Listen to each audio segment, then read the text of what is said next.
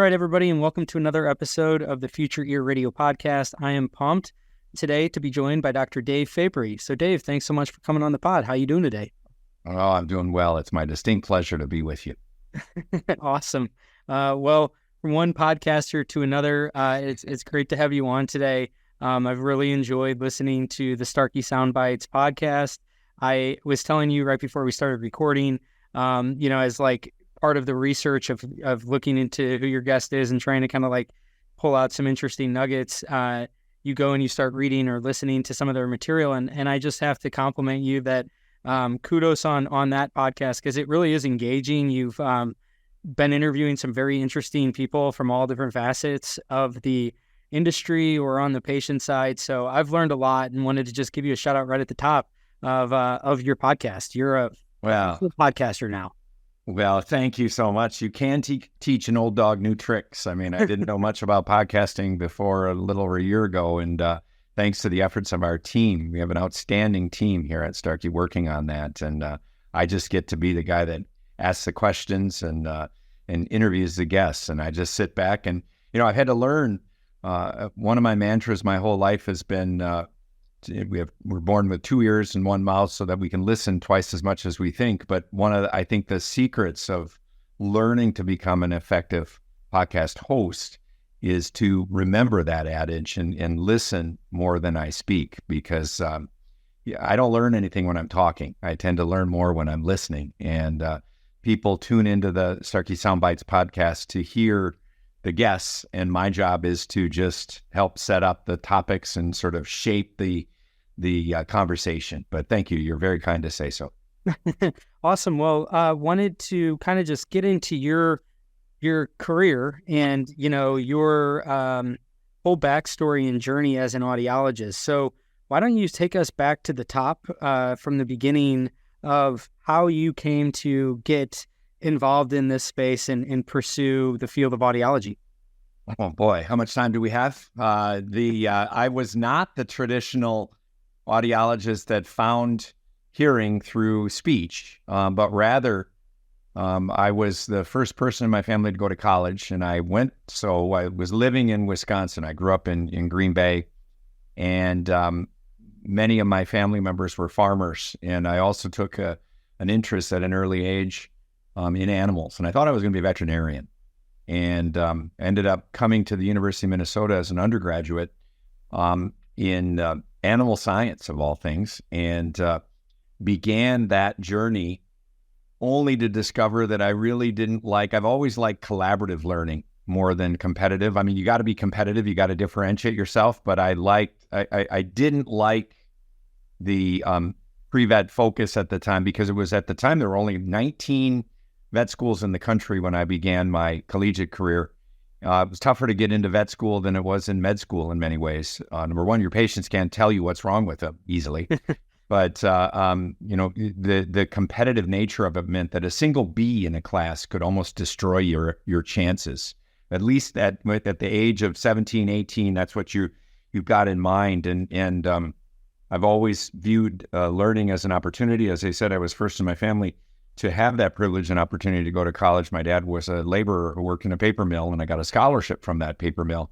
And I was determined not to screw it up. And so I was trying to learn, and was a little disenfranchised by the fact that in classes, kids would not ask questions in the class, but rather run down and rush the professor at the end of the class so that they would get the answer to their question. And I was just like, this isn't fun. And so I had the opportunity to take a class in animal science and start studying hearing from as an intro to audiology class, just that I took on a whim, and suddenly became enamored with hearing and with audiology as an opportunity. And I had my first job at the University of Minnesota as a chinchilla tester, working in Dave Nelson and Dick Ward's lab. Chris Turner was the person that hired me and later became a fantastic friend of mine. But it was, for the first time, it was this opportunity to sort of realize that hearing, and I immediately fell into the magic of this space of changing people's lives through communication. And as I started working in this chinchilla lab, most of what we know about human audition is either from guinea pigs or chinchillas, because their hearing mechanism is very similar to the human ear. And so they had me at that point. They were looking for a person who had experience with animals and behavioral training of animals. And Dix was in particular focused on looking at the research that ultimately became the basis, along with others around the country, for the damage risk criteria for noise exposure.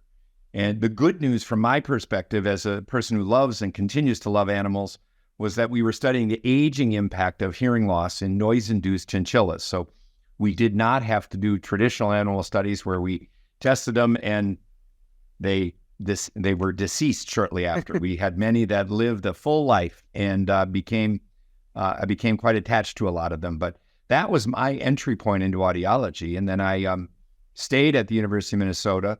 I got my master. I like to say I have 3 degrees below zero. I have a bachelor's in psychology, a master's in audiology during the time when the master's degree was the first professional degree for audiology, and then a Ph.D. in hearing science, all from the University of Minnesota. I'm proud of that.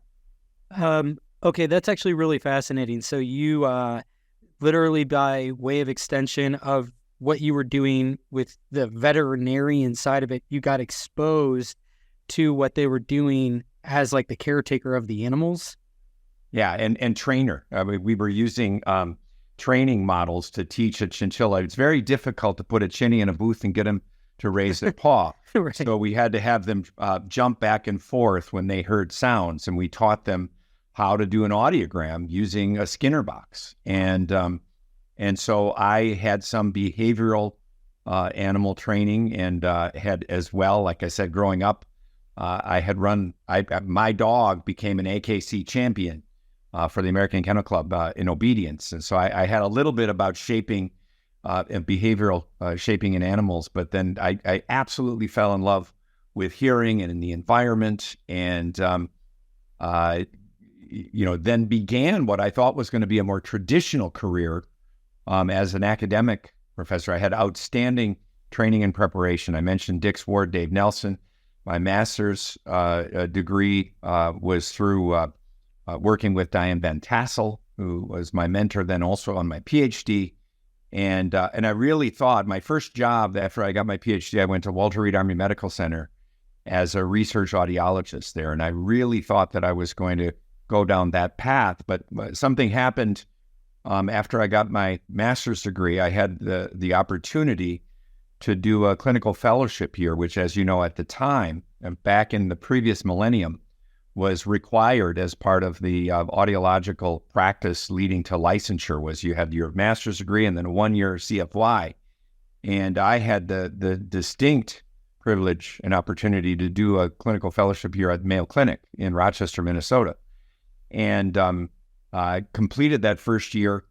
Unfortunately, my father passed away at that time. It's the 40th anniversary of my father's death this year. It really helped kind of shape me into Matthew McConaughey spoke at one of the Starkey Expos a couple years ago. He also lost his dad at a young age, and he said, you get to a point where when your hero dies, you have to be less impressed with accomplishments, what you're doing, what you're trying to do, and more engaged, because you've lost your safety net. You've lost that hero that helps guide you. And so my dad died at the kind of in the middle of my first clinical fellowship year, and Daryl Rose, who's been a tremendous mentor to me over the years, offered me the opportunity to do a second year, which I did and jumped at it. And I became enamored not only with hearing at that point, but then audiological clinical care. And so that was then when I went back to my PhD and did research on hearing aids, in particular noise reduction hearing aids that were just emerging at the time. The Zeta noise blocker, if you go back and look in the history books, was one of the first single microphone noise reduction strategies that used digital and analog strategies to reduce background noise. And so I really became interested in that area and fell in love with hearing aids and the way that they could help people communicate more effectively with each other. And despite then that first year at Walter Reed, where I followed David Hawkins, he had been in the role previously. And then I went and in addition to doing the research audiologist role, I said I want to work in the clinic a bit too. And that's been something that has always been a part of my role. I've had the opportunity to do a lot of different things in audiology, but throughout all of that, I've always wanted to keep one foot planted in research and one in clinical care. And I still see patients today on a regular basis because I think it's the only thing that in the Jim Collins sense helps me keep my saw sharp and make sure that I'm continuing to understand the impact of technology that I get to help develop, but on the patient. And really that patient-driven technology is what really excites me. But I also love sitting across the booth or the room from a patient and really seeing in their face the impact of that technology, and seeing the changes over the last 40 years has been remarkable.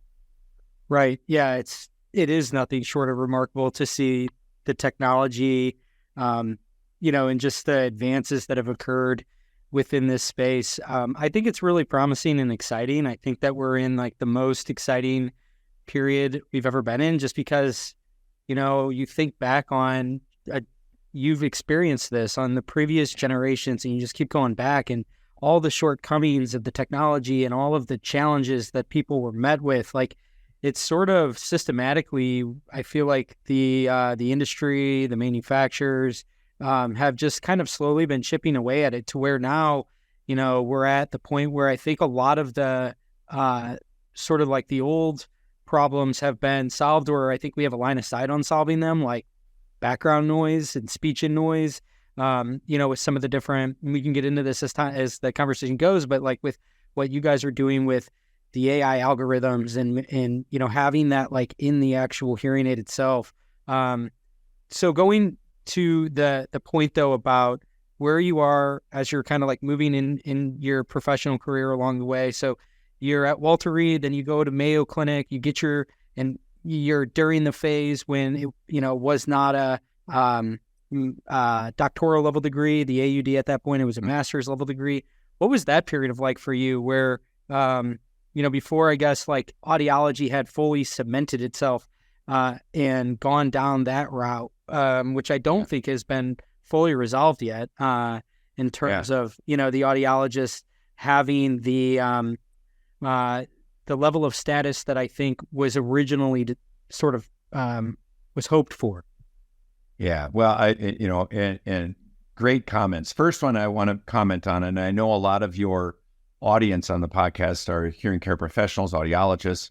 And one of the things that happened, interestingly, after I got my master's degree, that was 1983, but then because of my father's death, I didn't graduate until early 1984.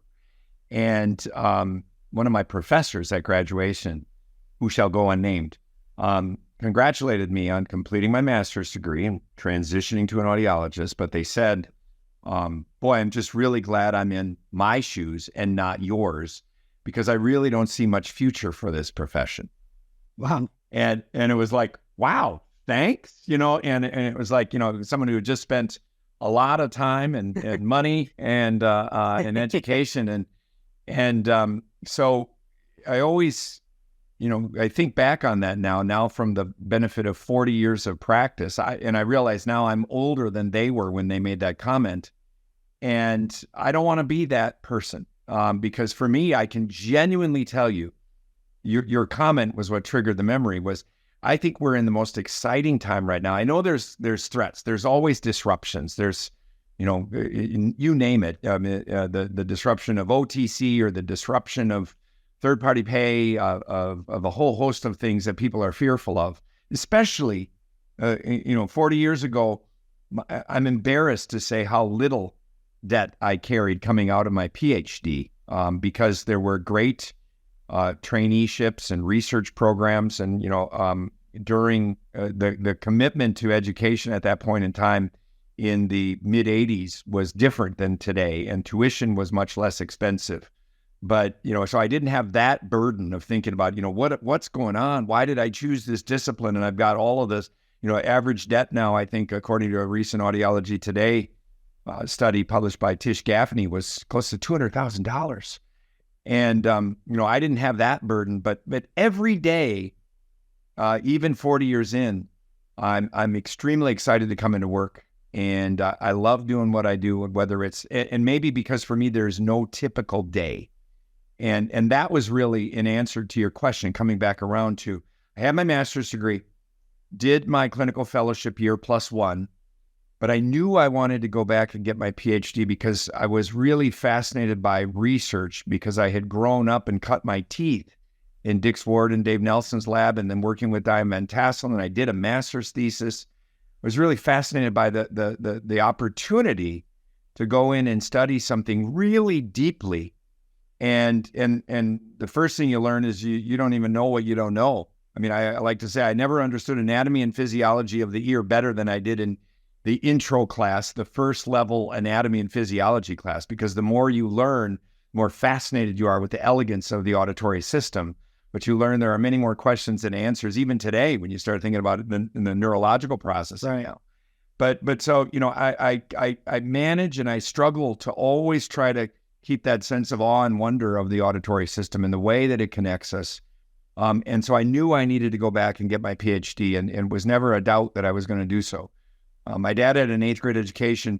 My family at times wondered if I was ever going to stop going to school, but I looked at it as a luxury to invest in myself. Now it's interesting, benefit of hindsight, and why I say with baby boomers, and my parents were concerned about cancer and cardiovascular disease.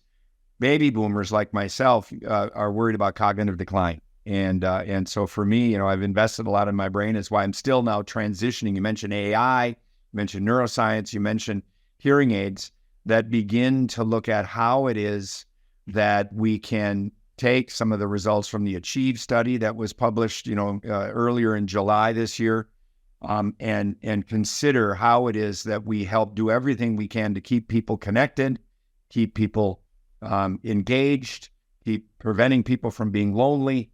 Hearing aids are not going to cure dementia, but if they can indeed show that they can slow down the progression of that horrible disease, that's a great thing. And it's something I'm as passionate and committed to today as I was 10 years ago and 20 years ago. What did you get your PhD in? Like, what was the dissertation? It's called hearing science. And again, what I did in particular with that was used a model, an artificial intelligence, AI back when it was the articulation index. So I like to say I was doing AI in the 70s when I started as a pre-vet major, but AI was artificial insemination. Then I graduated in the 80s to work with articulation index, which is now known as the speech intelligibility index. Okay. And then now AI is that consistent thread through in the 2020s with artificial intelligence. But my dissertation was looking at an AI model, a computational model, and then measuring the impact of single microphone noise reduction circuits and their ability to improve the signal to noise ratio versus reduce the background noise, make ease of listening and comfort, and look at the ability to evaluate that using devices. This was an early version of a single microphone noise reduction hearing aid. And at the time, some were contending that you could improve signal to noise ratio and therefore speech understanding with a single mic noise reduction system, not independent of directional microphones. And so we wanted to use the AI model to verify that our hypothesis, my hypothesis was that when you're changing by reducing the low frequencies that a lot of noise reduction systems predominantly do, because that's where noise energy is mostly present, that you would reduce speech and noise by equivalent amounts, and that it wouldn't increase the audibility, but rather reduce the presence of background noise. It could reduce upward spread of masking, but in really unusual cases where people had really broadened auditory tuning. And so it had a practical application of confronting those who said that these noise reduction circuits that were being popularized in the mid-'80s weren't really improving speech understanding and noise, but also making the point that they could improve comfort and listening effort and listening ease. And so that really then directed my research career for the next decade or so, where I was working with right? By timing. Timing is everything. And I was fortunate to come on when directional microphones certainly have been available in the 70s, but in the 90s, they started coming back again because now we started to have really good behind-the-ear devices with 2 directional microphone systems rather than using a single mic port. And so I really started to look at and work with directional microphones as well during that time, but always with a clinical application in mind. Yeah, that's really interesting. The reason I was curious about that, kind of like piggybacking on what you were saying about the Achieve trial, which you had a great episode on. I learned a little bit about the results, even that I myself hadn't gathered. So kudos to you, and I think it was Dr. Jamie Myers Hand. Yeah, Jamie Hand. Yeah, that was great. And I think that I'm curious as a researcher, somebody that's that's kind of got both feet.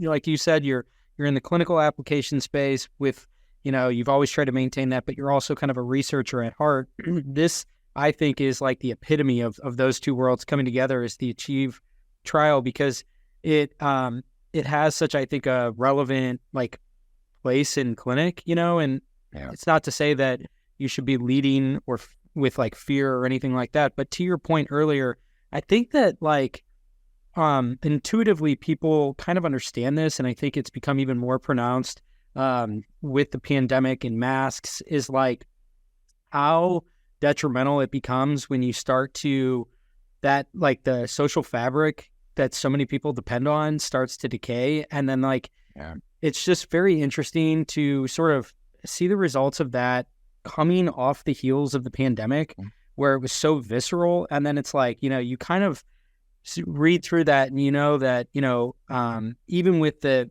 way that it's kind of split into 2 different populations, the people that are at risk and maybe the ones that aren't quote unquote as at risk. I think the undeniable thing that is something that everybody can relate to, whether they're in this industry, they're a professional, or they're just a loved one and somebody that in your life, is how challenging is it when you can't communicate with one another, whether it's because of the masks or you're socially isolating. And then what are the secondary effects of that? And everybody can kind of relate to that now, is yeah, it sucks when you go a week at a time where you're not really communicating. It's well, yeah, your mind is a muscle more or less, and you're experiencing a sense of atrophy basically. So I just find that to be something that, as a researcher like you, would probably just eat up and say, this is absolutely fascinating to see the ramifications of that kind of longitudinal study, and what the implications of that then are for the profession moving forward. Yeah, I think you raise a lot of really interesting points. First of all, you're right. The pandemic really taught us all the importance of engagement. And when we were isolated from each other, we could converse on Zoom or team calls like this, but with that incidental conversation that occurs between the meetings, the water cooler effect, and just talking about what else is going on in your life other than the content that is focused on a given meeting that we were stringing together during the pandemic, is what I think provides that engagement, that connection to other people. And so for me, then you add a hearing loss, untreated hearing loss on top of that. And every clinical audiologist, I think, was hoping that the Achieve study would show the main effect, and that was that hearing aids could help slow the progression of cognitive decline. And it didn't show it for the main effect, at least now. They're still looking, and they're doing additional studies after the initial findings were presented.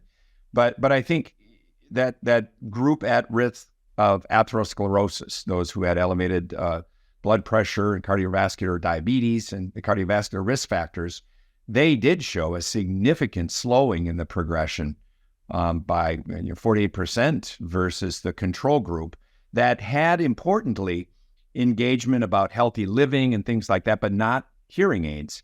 But hiding in plain sight in the overall cohort was that every subject in the roughly 1,000 participants, divided in 2, said that on the metrics that they used, that they were less lonely when they were fitted with hearing aids.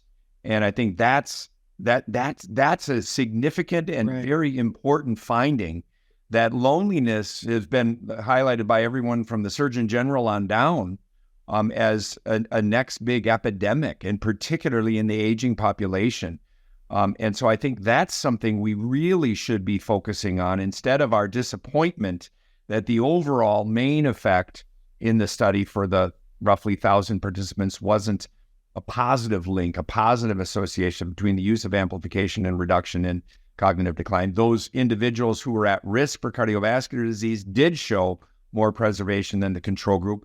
There was no harm. No one was killed by wearing a hearing aid, so there's no harm in trying it. There were no adverse effects, but I think that loneliness point is something that we should really attach ourselves to, as well as use the cardiovascular risk factors to have conversations with primary care physicians, cardiologists about those patients that they're seeing who have those risk factors and may have untreated hearing loss. And what the one thing I'm hopeful of is that the phrase, "your hearing is normal for your age," gets thrown out moving on, that we're not simply accepting that hearing loss is a consequence of birthdays, and rather doing something about it sooner rather than later, particularly if you have those risk factors, will help with cognitive issues and cognitive tests that they measure. They had 10 items, 10 different cognitive tests that they use, and then those loneliness measures that looked at the size and complexity of a person's network.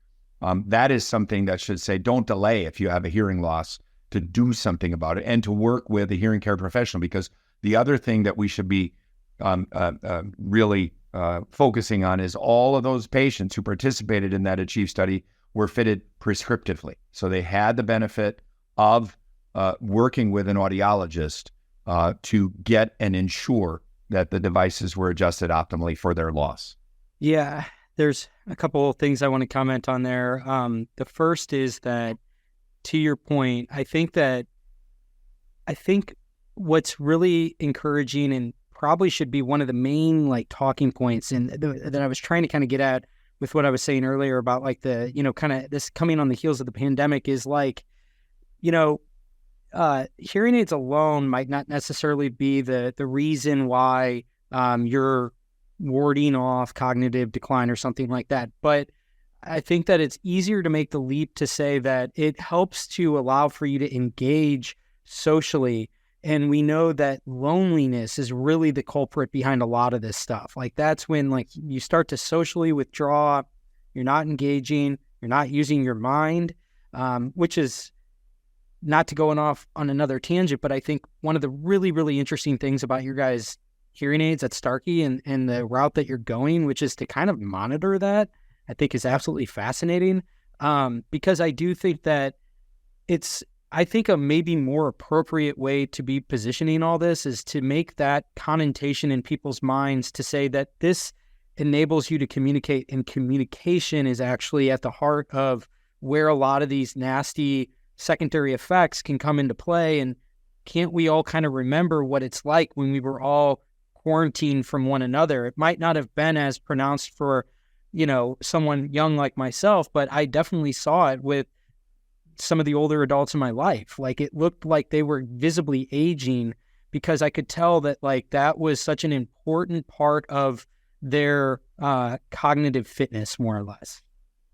Well, and thank you for saying that. I mean, now we look like we were a bit prescient of the ACHIEVE study findings, because in 2018, when we launched Livio AI, it was our industry's first product that had embedded sensors that were capable of monitoring physical activity the way a wrist-worn device would, and really it was done with purpose because we already knew. I mean, there's been a long-standing association between cardiovascular disease, diabetes, risk of stroke, elevated blood pressure, and untreated hearing loss. And even back when I was at Mayo, I was working with a lot of the cardiologists who were colleagues and friends, and they often said in the aging individual, hearing and the audiogram is a great indicator of overall cardiovascular disease, just because the blood supply that goes to the ear and to the eyes, if there's any interruption, if there's high blood pressure or a stroke or any interruption of blood flow to the eyes or the ears, that's a good indication that they should check into cardiovascular factors as well. And so, what we wanted to do was look at using that step counting function, if you will, to look at physical activity, steps, exercise, and just simply getting up and moving around a little bit every hour as a means of ensuring musculoskeletal strength would be good in the aging population. But then the other part that you can't get on the wrist at the time was that social engagement piece. And so we kind of cobbled together a metric that is proven to hold up quite well in terms of using the acoustic classification systems. That's one form of machine learning that has been used in hearing aids for some time, to be able to monitor the acoustic environment and say, is this a quiet environment? Is there speech in quiet? Is it noisy? Is it machine noise? Is it windy? And the acoustic classification tells us something about whether a voice is present in that environment. So we could look at the number of minutes that a person is spending throughout the day when speech is present in those acoustic classes, and try to maximize that engagement. Admittedly, it's not saying your voice versus someone else's voice yet, but it is saying a voice is present. That's a measure of engagement. And then also the complexity and diversity of acoustic environments was another metric we put into this engagement score. If you're going out and about, going throughout your day to restaurants, work, places of worship, gym, that means you're probably more engaged. You're less likely to be lonely. You're less likely to be sitting at home watching TV. And then, we really wanted to look at that beyond just hours of daily use, which was also a measure of engagement. If you're up and about, you're getting up in the morning, putting your hearing aids in and going out through your day, that's a good sign. Then we want you talking to other people, and we want you going through varied environments.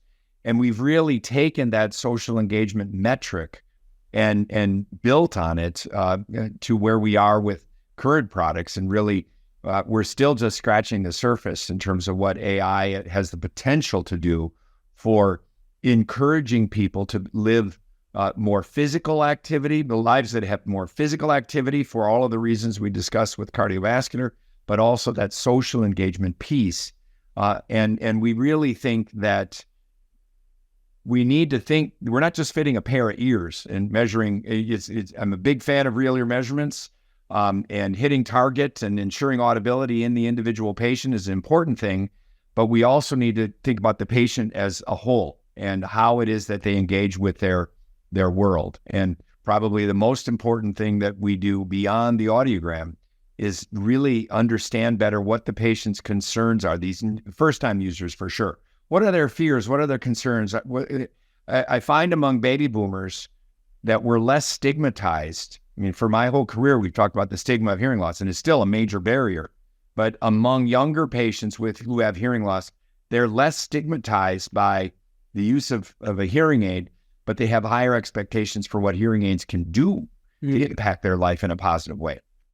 Yeah, I would agree with that. I think that's one of the most, again, if we're kind of talking about the bull case for hearing healthcare, broadly speaking, I think that's a big part of it. Is I do think that there is a generational component to the stigma where, for whatever reason, it's just like the connotations that maybe the previous older generations had were sort of geriatric, the big beige banana kind of thing. And I think that now we're getting into the boomers that are, the ones that are really kind of the growth market here. And I think a lot of them are way more receptive of it. I mean, I can see it viscerally just through my parents, and all of their friends now, for the most part, have hearing aids. So I think it's just kind of like become totally normalized in a lot of different ways, because I think people are starting to kind of pick up on some of these, ancillary applications that, again, and this is a good segue, because this is what I wanted to talk about next, which is, I want to kind of like thread two things together, which is the comorbidities, and there's a discussion I want to have with you here, but then also the biometrics. So again, big kudos to you all in 2018 when you launched Livio, because I had been following the whole biometric monitoring space very closely at the time, and I was really excited because back then there was sort of this like notion of like, well, what can an ear-worn device do that a wrist-worn device can't, an Apple Watch or a Fitbit or whatever. And so, I think that like as time went on and you kind of worked through like what some of those different things might be, this was a very interesting application of using the microphones to basically detect the ambient environment and then draw conclusions from that. And I think that like the stuff that you guys are monitoring, you're right, it was very prescient because now we know, much like it's important to close your physical activity rings if you're, into that, I think you can kind of be looking at the same thing here of like, this is your cognition score of the day. But I think that, without like getting into any of the future plans with the product roadmap or anything like that, I just personally think this is going to be the biggest secondary set of use cases for hearing aids in moving into the future is basically like the idea of using, whether it's an Apple Watch or it's a hearing aid or using a symphony of these different devices and they all feed into a different data set. I think what we're going to find is that like when you have a longitudinal data set that's taking measurements on the minute, on the hour, as opposed to maybe once or twice a year when you go see the doctor, people are going to get incredibly more precise with what's going on with their bodies. And I think that this is such an interesting opportunity for hearing healthcare is if the ear becomes a hub for biometric monitoring, wouldn't that sort of imply that then you would maybe start to be able to build inroads with the cardiologists, the nephrologists, the different people that are your allied medical professionals that there are commonalities and that you can be sort of a first responder of sorts to be detecting maybe some things that like I remember I went and I saw Victor Bray speak earlier this year and Dr. Bray was talking about how sudden sensorineural hearing loss is like a stroke in the ear. And, basically how he was describing it is that like it's the first indication that there's something much bigger going on in your body and was drawing the connections between, like kidney failure and stuff like that. Things that on the surface for me, I had a hard time grokking. But for me, like, again, to kind of just bring this whole thing full circle is that is a really tantalizing future, is one where the hearing healthcare professional becomes a liaison and a conduit for many other medical professionals because, you have this mutual patient that you might be on the front lines of detecting something that really does warrant a referral off. And isn't that a great way to like start to build those inroads if you do want to kind of medicalize your offering in a sense?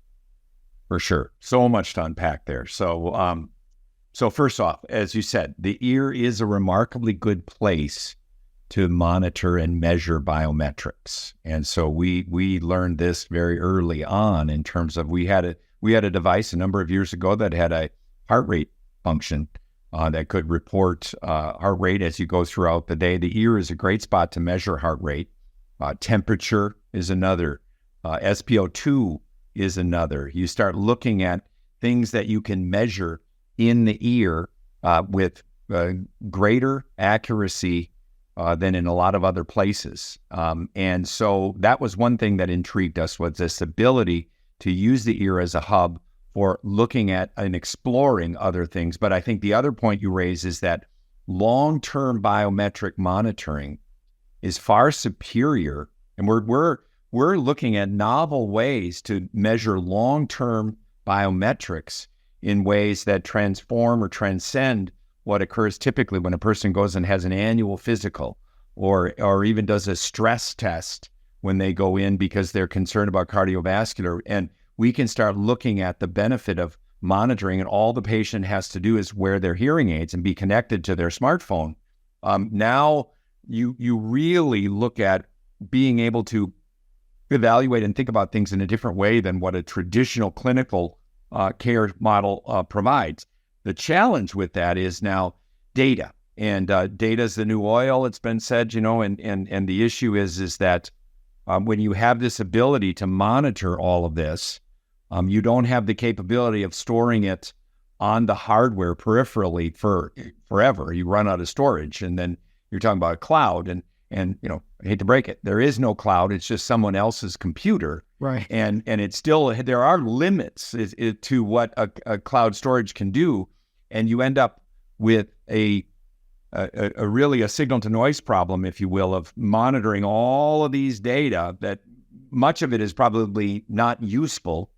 But if for example, using the case that Victor gave, if you had the ability to monitor change, some minute change in terms of blood flow or audition, if you could do something with an OAE or something like that could monitor a change in auditory function, and then if you could buffer 5-10 minutes or an hour before that, those data might be invaluable, but the hours and hours leading up to it might not be as much. And I'll segue a little bit into something that we've actually delivered since 2019 in a product, and that was something that should be within the scope of practice of every audiologist. You start scaring people a little bit sometimes when you start talking about heart rate monitoring and some of these things. They say, well, wait, I'm not a cardiologist, I'm not a physician, and I get that.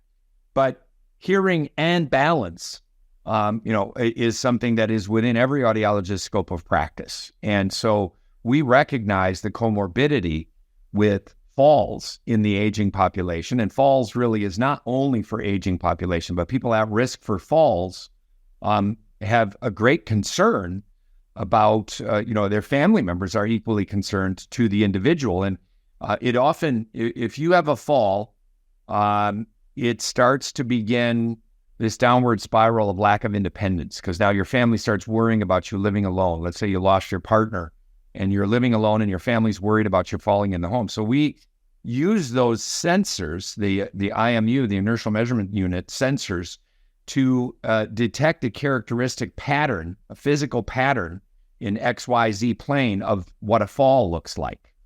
And so we did a lot of assessment of how people fall, and there's a gait disruption followed by physical contact, a slowing of that, and then arousal after that.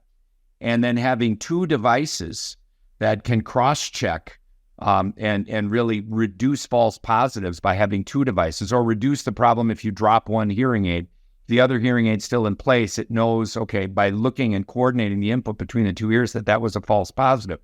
But that feature of a fall detection feature that could then alert 3 trusted contacts of the presence of a fall has been met very warmly in the field by patients and especially by their families. A child who lives half a country away from their parent who's living alone can receive a text that says your loved one just fell. And if they try to call them or text them and they don't respond, they even see on a map where they were, so they can send over emergency personnel, or if they're in the vicinity, they can go over and check on them themselves. That's been a great feature. And I like to say, a fall detection feature is great, but in many ways it's too late, because once someone falls and breaks their hip, it starts a downward spiral of health. My mother fell, broke her hip, had a hip replacement, and the fall itself didn't kill her, but it really escalated a lot of other health concerns that led to reduced physical mobility, mental acuity, and accelerated her demise. The fall didn't kill her, but the consequences of it ultimately terminated her life shorter than it would have had to have been. So what we've been engaged in more recently is a research collaboration with Stanford and the Audiology and Otolaryngology and Aging group there to look at ways that we can use those sensors to try to use it to assess fall risk, if you will, at least on exercises. The STEADY protocol, the Stopping Elderly Accident, Death, and Injury protocol that is used by physical therapists and primary care physicians, is something that we postulated. Right now, it requires someone to go, to your earlier point, to go into a clinic and be monitored by a physician, an audiologist, a PT, as they go through a series of exercises. For example, how many times in a period of time can they sit down in a chair without using the arms in 30 seconds? There's standards, norms, and age-based norms for that. Well, we thought the sensors could do that and score it automatically if you're connected to the phone. There's a timer, there's a clock, and the motion signatures. So we're engaged in a multi-year effort looking at ways that people can use this ongoing monitoring so that in the comfort of their own home, ultimately, they could look at running through the steady protocol tests and see how they perform relative to normal, to know whether they're at an elevated risk of a gait disruption or strength is diminished or balance, and then try to see where we can go with this to ideally provide screening measures that can provide an indication or some confidence to say you should be working on this gait, strength, or balance exercise to try to help prevent falls. Hearing aid isn't going to prevent a fall, but if we can provide screening measures that are established in the healthcare system for use in assessing fall risk, we think that that's an interesting area moving forward that can combine hearing and balance within the overall scope of practice with a mild hearing loss. You're at 3 times the risk of a fall. And once you suffer one fall, you're going to fall again. And providing really that peace of mind for the patient, their family members, and see what we can do and where we can go with that. So it's an area that we're actively engaged in this partnership with Stanford. And, I also want to say that we're talking about comorbidity and secondary effects. I mean, the main drivers of expectation for hearing aids, from hearing aids by people with hearing loss, remain relatively constant over the last decade. They are speech understanding, hearing soft sounds, hearing well in noise, preventing loudness, discomfort, and interestingly, localization, spatial awareness. Those are the top 4 drivers and have been for some time. We can talk about these secondary effects, but unless we're excelling in the core areas, job 1 is always speech understanding and quiet noise, preventing loudness, discomfort, and preserving spatial awareness so that when I put my hearing aids on and I'm fitted binaurally, that if a sound is over here, I hear that it's present and I know where the sound is. And so fundamentally, that's always going to be what we're focused on first.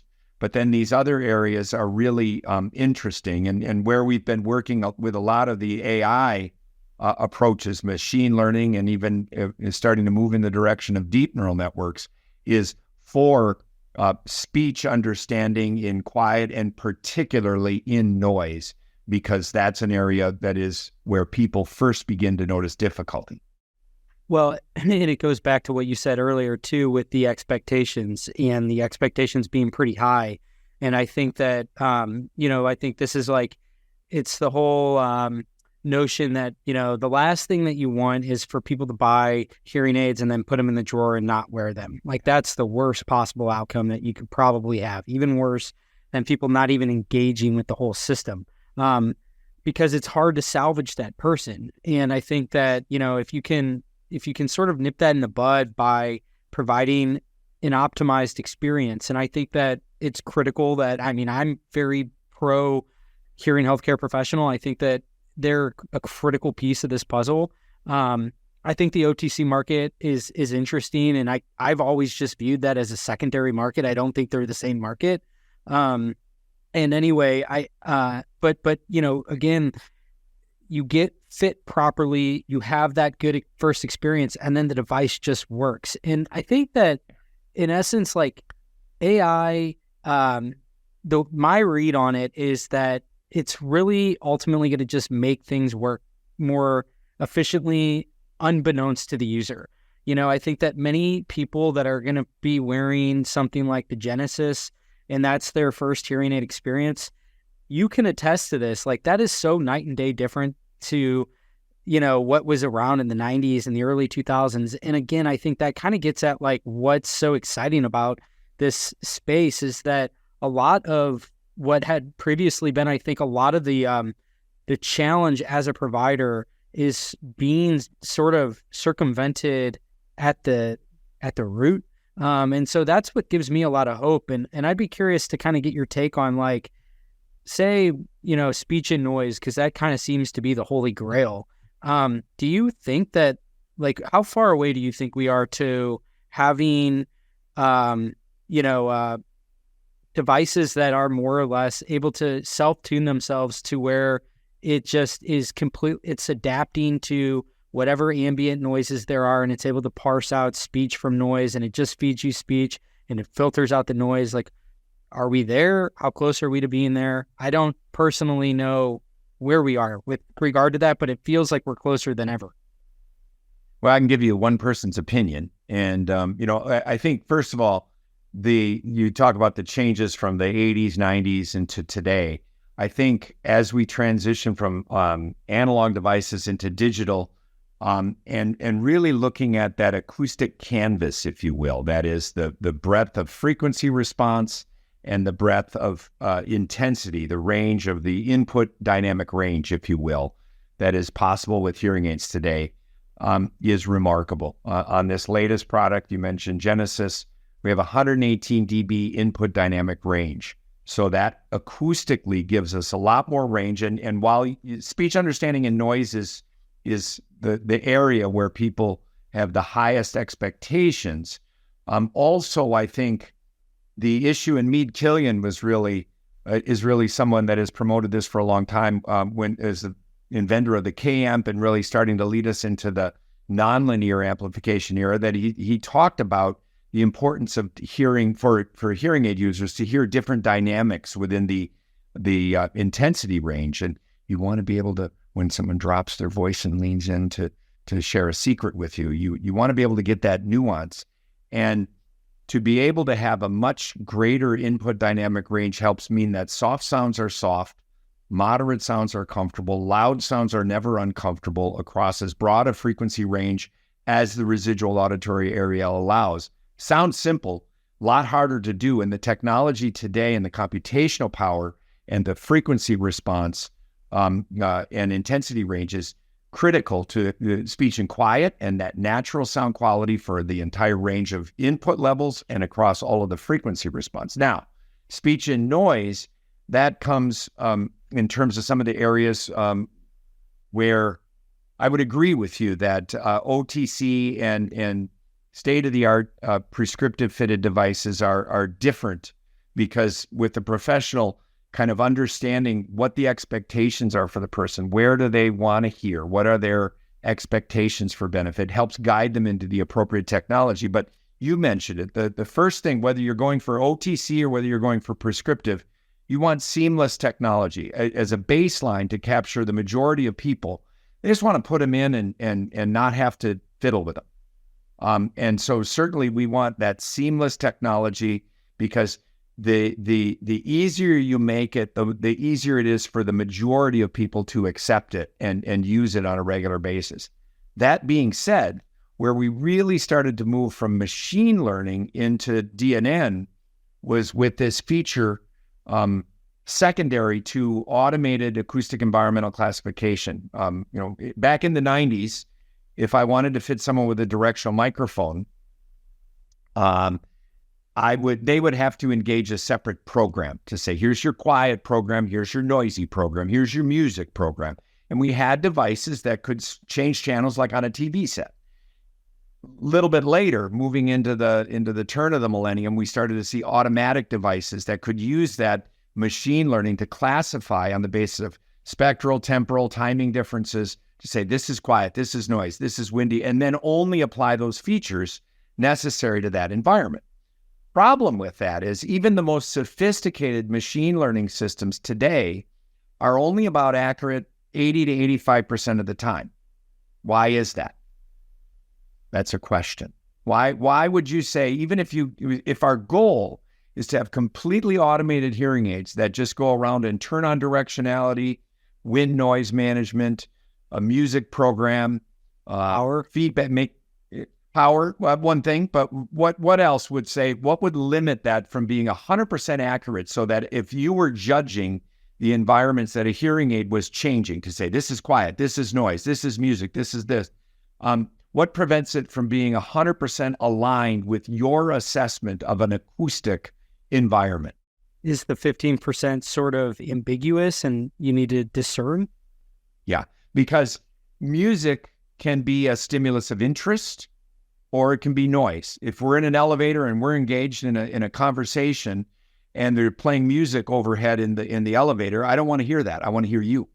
But at other times, I may want to enjoy the music. And so the algorithms can't discern what's something of interest versus what is noise. Similarly, speech.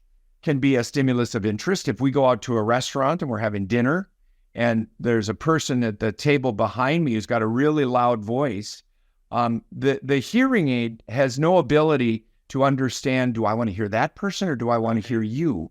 It can do so on the basis using directional microphones, assuming the person in front of you, but it's not always the case.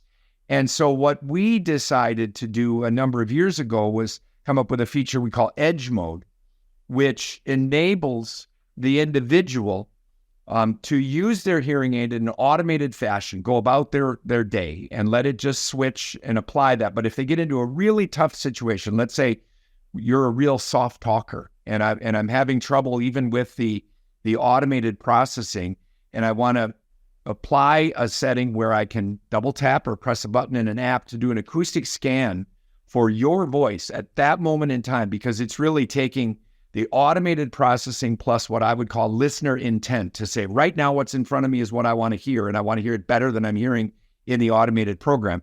I can tap or I can push, and it will do an acoustic adjustment and assessment to look at, is there speech and noise present? And it will take whatever's in front of me and apply additional offsets to either make it more clear and more audible, or if I choose in an app, I can use Edge Mode to either enhance clarity or reduce background noise more aggressively than what the automated program would be. It's like having a Tesla with ludicrous mode or plaid or whatever, to give outstanding acceleration when you want to show off to your friends. This is with a purpose to say, right now, I want to hear that person or that entity that's in front of me more clearly, or I want to reduce background noise in that environment, and I can select that. But no machine learning system is capable today of really assessing your listener intent. And I think even as we move into using deep neural networks to enhance and optimize signal to noise further in this type of an situation, I don't know for sure that we're ever going to see completely automated systems overtake what the hearing aid, even using DNN and certainly machine learning can do, plus listener intent to say, right now, what's in front of me is what I want to hear. And I want to kick it up and turbocharge it a little bit more. Yeah, it's such a good point. I'll be curious to see how you and other manufacturers solve this, because it is something where it's just sort of, again, the modern marvel that is our brain.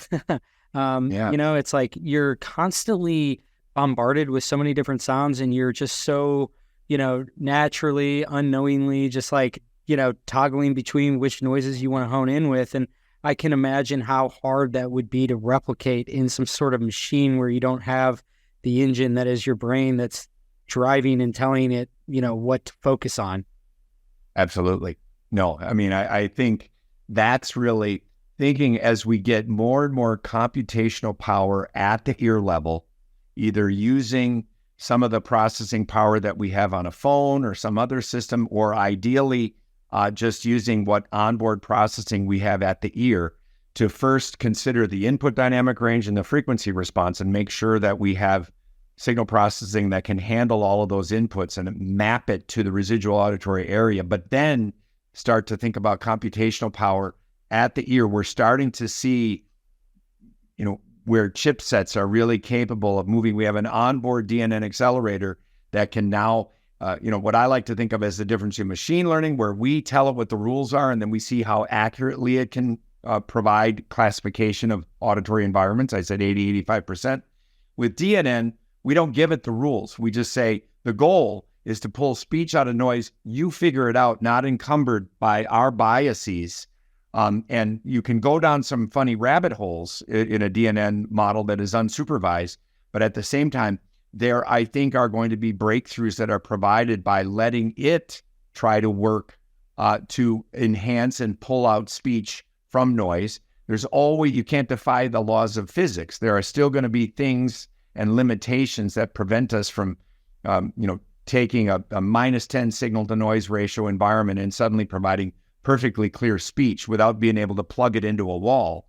But I think the more and more we think about neuroscience and neurological processing and trying to have automated computers and computer-based hearing aids mimic or exceed what the brain can do, that really has to remain the singular goal, is to think about how it is that we can apply this neuroscience to a hearing aid type system.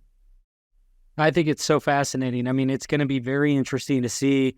You think that we're sort of reaching the horizon, and you realize that the horizon never ends. It just keeps going and going and going. And you see like, okay, well, now that we've really gotten to this new threshold and, hurrah, how do we get to the next like 5%? So it is super interesting. I want to be conscious of your time. I can't thank you enough for taking so much already. I want to close by changing gears a little bit. So I mentioned to you before, I think something that I really appreciated about you every time I've had a chance to meet with you and see you is that I feel as if you proactively try to really impart wisdom on the next batch of professionals and pay it forward more or less. So in that same vein, for people that are, kind of feeling their way out in this space right now, I mean, I think that there is some false narratives and doom and gloom when I personally think that this is one of the most optimistic times. And to your point, maybe some of that is burdened with some of the realities of today, like student debt and grad school debt and whatever.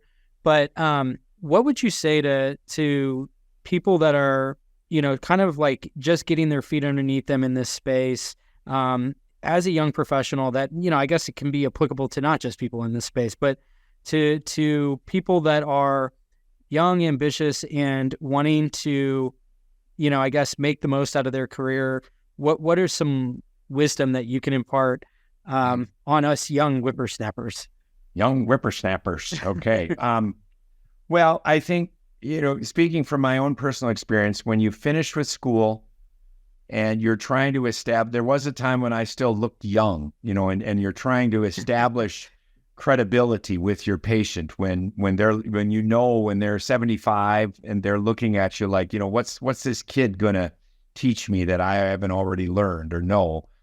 The first bit of advice is that 2 ears, 1 mouth, as I said, because I think patients don't care how much you know until they know how much you care. Sort of sums up what I'm going to say in the next little bit here, is that it becomes, I think, an issue where you want to try to impart to the patient that you know what you're talking about. And so you're going to try to talk more in technical terms and tell them. But I think you don't learn by talking, you learn by listening. And so one of the first things is take a pause and listen, particularly for first-time hearing aid users, because you've got to remember, if you're working with hearing aid patients, they are at the very least in an approach avoidance conflict, and maybe even an avoidance conflict when they're coming to you. They don't like that they have a hearing loss, and they really are not enamored with wearing hearing aids or spending money on something because of that stigma effect that we talked. Now, that's somewhat changing, but the issue is you've got to remember that they're kind of stuck in this cognitive dissonance over the fact that their family's telling them to be there. They're afraid that their family's going to think differently of them if they admit that they have a hearing loss and do something about it. But your job is to really listen and demonstrate that you care beyond the audiogram. You can't be doing the audiogram and then immediately start thinking about which device you're going to fit with them, which receiver size. You got to stop for a minute, and because your secret sauce, I said, you don't know your patient until you know your patient, and you've got to invest that time in understanding what your patient's concerns, fears, needs, expectations are.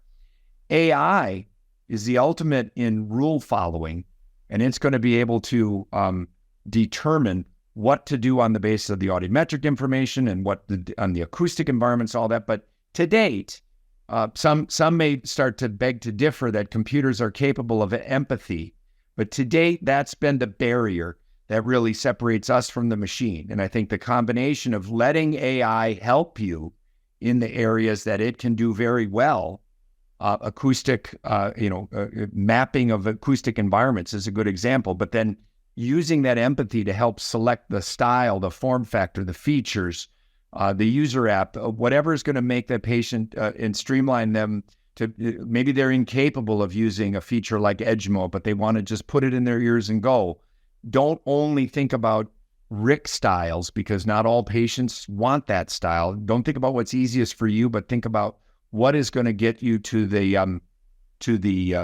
best solution for that patient. The other thing is, while many people complain about musicians and engineers and the difficult patients, the musical engineer is the most challenging patient. My experience in my history is I run into those patients because a musical engineer is capable of understanding technically and aesthetically what they want to hear and what needs to be done. And they can often articulate their concerns better than the average patient. And if you can successfully meet them and fit them and so that they understand you've provided the best solution given the limitation provided by their hearing loss, they will become your best advocates. And I don't think there's anything to fear by AI or OTC because the engagement with the patient, it sounds like it's a soft skill, and it is, but that working with the patient to display empathy, to help understand where they are on their journey, and to meet them there and then bring them to where you know they need to go using best practice should be the goal. It's easy to say, a lot harder to do on a day-to-day basis when you got the pressure of patients and you've got the pressures of ensuring that you're economically bringing value if you have a practice or bringing value to the clinic where you're working. But I think I've always tried to focus, and I learned this at Mayo, and I continue to learn it from the founder of Starkey, Bill Austin. When I'm with an individual patient, I'm giving them all of my attention. I'm not focused on anything else other than them at that moment. And if you do that, if the needs of the patient are the only interests that you're pertaining to at that moment in time, you may lose a few battles along the way, but you'll never lose the overall war against isolation and loneliness. And to me, that's served as a good rubric for patient care, and it's why I continue to want to work with patients and why I can see the generational changes that are taking place. But don't paint with too broad of a brush. You don't know your patient until you actually get to know that patient. And listening more than hearing, listening more than talking, rather, is the best way to get and draw that out of a patient. Very well said, and I agree that I think it's almost like these are the kinds of things that people almost tend to dismiss because it seems so obvious and it's so simple. But I do think that there's a ton of wisdom there, is that don't overlook the real true value that you're bringing, and that what differentiates you from every other avenue of access within the market is you. And I think that, like, if I could kind of sum up this whole conversation, it's like, from the Achieve trial to the capabilities that the technology now is providing, it's like ultimately what that boils down to in plain English is more ammunition for you to have a conversation with your patient once you start to gather information from them about at the core of why they really came in to see you.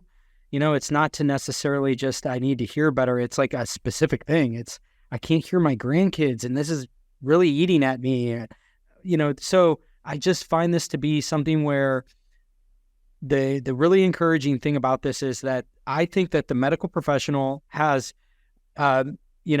regardless of what the one guy told you back in the day, that, wow, like I fear for this profession. I think that the profession of audiology and the whole spectrum of hearing healthcare is in a really fortuitous position right now, because I think a lot of roads sort of lead to Rome being the brain, and like the gateway to that is the ear. And so I think that, it's exciting to know that you're going to be more prominent in these broader discussions that involve a whole medical team. And it's almost kind of like, I think in some ways audiology's had a seat at that table in some capacity, but maybe it hasn't had the like presence that maybe audiologists know they should have.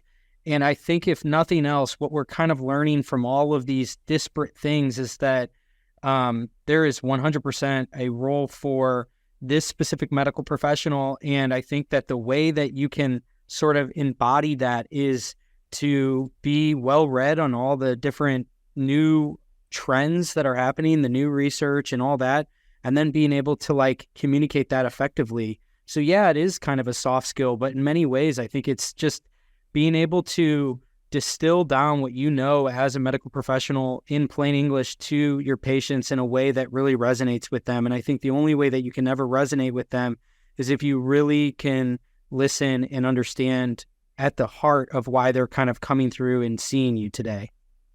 Yeah, and I just want to add on to a little bit of what you said, because I think the most important thing is to never be closed-minded to learning new things. When I became an audiologist, real ear measurements didn't exist. Otoacoustic emissions didn't exist. Even at the world-famous Mayo Clinic, we had one tympanometry room that we would all line up to use to do admittance testing at the time early in my career. And a lot of the measures that we have available to us today didn't exist. And I think there was, even maybe some of my mentors might be disappointed that I don't do as much research now as I did at one point in time. But one thing that is always done is the Ph.D., even the process of getting a Ph.D. is to really get you to surrender to the fact that you don't know all of the answers, and you will never know all of the answers. But what you can do is that should never deter you from trying to find all the answers and being open to different ways of doing things. And so when those new technologies inevitably will occur in your career, be open to looking at them. Don't become enamored just because it's another gizmo, another widget, but look at how it is that it can change the course of patient care and treatment and lead to better outcomes. And remaining open to that, I think, is the second bit of advice I would get, other than listening more than you speak. Be open to different ways of doing things. And it's never a weakness to admit that you don't know something. The best parts of my career have been when I've been a part of an outstanding team that we had different strengths, and we were willing to be vulnerable with each other to say, I don't know what you mean when you said that, instead of just pretending and nodding. And I think that's the second bit of advice I can give, is always remember that there's more that you can learn, no matter whether you're old like me or young like you. And I have a lot of mentors that are very young. Mentorship is not only something that comes with wisdom. I have mentors that are the same age as you. And I have them through, you always want to take advantage of what different I like to surround myself with youngins and old people. And you can always, mentors come in a wide variety of ethnic backgrounds. Diversity of opinion is extremely important, and age and gender. Yeah, that's really cool. Well, Dave, I can't thank you enough for taking all this time. It's been an hour and 20 minutes, and I feel like we could go for another hour and 20 minutes, but I don't want to put you through that. We'll put everyone to sleep too. But thank you so much. I appreciate it greatly. Yeah, this has been a really great conversation. So thanks for everybody who tuned in here to the end. We will chat with you next time. Cheers.